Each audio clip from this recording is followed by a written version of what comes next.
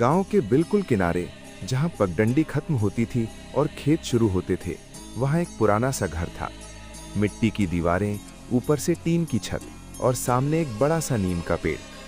उस पेड़ के नीचे पड़ी थी एक पुरानी चारपाई। लकड़ी की पट्टियां थोड़ी ढीली, रस्सियां कई जगह से बंधी हुई, लेकिन फिर भी वो चारपाई जैसे उस घर की आत्मा थी।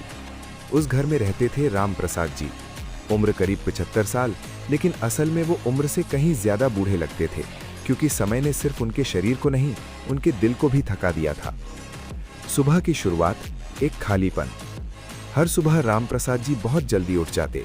मुर्गे की आवाज से पहले ही उनकी आंख खुल जाती। आदत थी जो सालों से चली आ रही थी। पहले वो धीरे धीरे उठते, लकड़ी की अलमारी खोलते, उसमें एक पुरानी साड़ी रखी होती।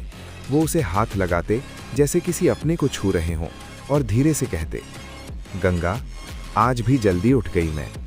फिर खुद ही मुस्कुरा देते, क्योंकि अब जवाब देने वाला कोई नहीं था। दिन भर की खामोशी। दिन भर वो घर के छोटे मोटे काम करते। कभी आंगन में झाड़ू लगाते, कभी नीम के पेड़ को पानी देते, कभी पुराने बक्से खोलकर पुराने कपड़े देखते। हर चीज में गंगा की याद थी। रसोई में जाते तो लगता अभी वो पीछे से आवाज देगी, इतनी देर क्यों लगा दी खेत से आने में। लेकिन अब रसोई भी खामोश थी, चूल्हा भी ठंडा रहता था। मोहन का आना, एक नई शुरुआत। गांव का 12 साल का लड़का मोहन अब रोज उनके पास आने लगा था। वो उनके लिए कभी पानी लाता, कभी चाय बना देता। एक दिन उसने पूछा, दादाजी, आपको अकेलापन नहीं लगता? रामप्रसाद जी ने मुस्कुराकर कहा, लगता है बेटा, लेकिन आदत हो गई है। आदत कैसे हो सकती है? जब दर्द रोज हो तो वो दर्द नहीं रहता, वो जिंदगी बन जाता है। मोहन चुप हो गया। जवानी के दिन, संघर्ष और प्यार। रामप्रसाद जी ने एक दिन खुद ही अपनी कहानी शुरू की। मैं जब जवान था, बहुत गरीब था, खेत भी छोटे थे, पैसे भी कम थे। फिर शादी हुई गंगा से। वो आई तो जैसे घर में रोशनी आ गई। गंगा सिर्फ पत्नी नहीं थी, वो दोस्त थी, सलाहकार थी, हिम्मत थी। जब फसल खराब होती, वो कहती, कोई बात नहीं, अगले साल अच्छा होगा। जब पैसे नहीं होते, वो अपने गहने बेच देती, लेकिन कभी शिकायत नहीं करती। छोटी छोटी खुशियाँ। दोनों की जिंदगी में बड़ी खुशियाँ कम थीं, लेकिन छोटी छोटी खुशियाँ बहुत थीं। जैसे बारिश में भीगना, खेत में साथ काम करना, रात को तारों के नीचे सोना और हर शाम चारपाई पर बैठकर चाय पीना। चारपाई प्यार की गवाह। वो चारपाई सिर्फ लकड़ी नहीं थी, वो उनकी जिंदगी की गवाह थी। उसी पर बैठकर उन्होंने सपने देखे, उसी पर बैठकर बच्चों के नाम सोचे, उसी पर बैठकर झगड़े भी किए, और फिर उसी पर बैठकर मना भी लिया। बच्चों का जन्म और दूरी। 2 बेटे हुए। शुरू में सब अच्छा था, लेकिन जैसे जैसे बच्चे बड़े हुए, वो शहर की ओर बढ़ गए। दादाजी, वो आपको छोड़कर क्यों चले गए? मोहन ने पूछा। रामप्रसाद जी ने गहरी सांस ली, क्योंकि हमने ही उन्हें सिखाया था आगे बढ़ना। लेकिन आगे बढ़ते बढ़ते वो पीछे देखना भूल गए। सबसे बड़ा दुख।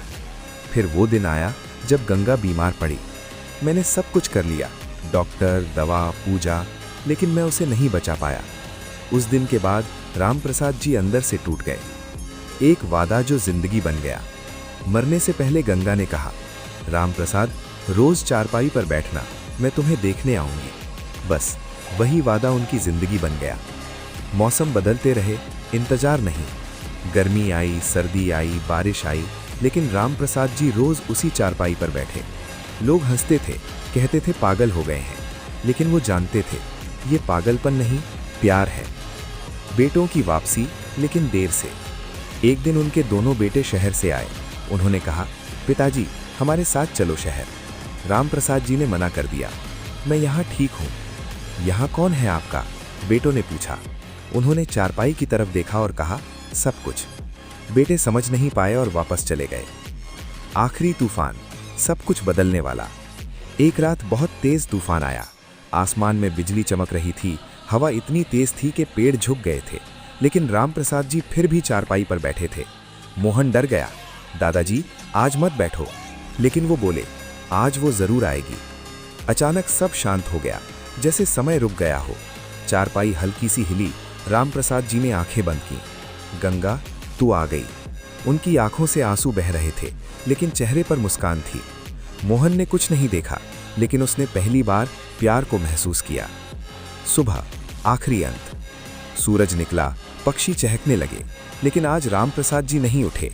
वो चारपाई पर लेटे थे, चेहरे पर मुस्कान थी और इस बार उनका इंतजार खत्म हो चुका था। मोहन का बदलना। अब मोहन रोज उस चारपाई के पास बैठता, लेकिन अब वो इंतजार नहीं करता। वो समझ चुका था, कुछ लोग जाते नहीं, बस दिखना बंद हो जाते हैं। सच्चा प्यार मौत से भी बड़ा होता है। गहरी सीख। बुजुर्गों के पास समय होता है, लेकिन सुनने वाला कोई नहीं। रिश्ते पैसे से नहीं, समय से चलते हैं।